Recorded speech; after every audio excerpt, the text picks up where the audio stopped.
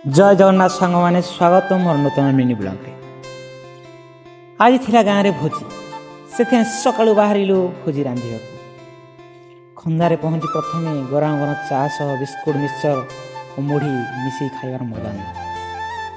भाई मैंने एकाठी हेले परिवेशटा कहीं जानी आपे आपे आनंद मजा हो समस्ते मिसी चा टिके टिके पिउथाउ आ गप मध्य छोट छोट मजा कथा कही आम हृदय को खुशी आम भरी दौले से समय समस्ते मिसी निज दुख सुख सब शेयर करते और परस्पर को सहयोग करने मनोभाव मध्य आनी कहीं तो पुराणा कथा कहूला कहीं तो मजा कथा कहूला और समस्त हसाऊला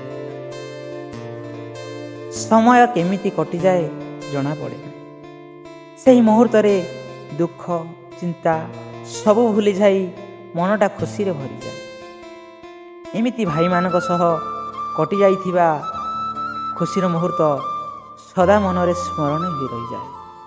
सतरे एमिति एक गाँर खोजी थिला और जोठी आमर भाईचारा मध्य रही थिला। और आज मिनी ब्लॉग रे रहुची जय जगन्नाथ विदाय नौची पुणी एक नूतन मिली देखा।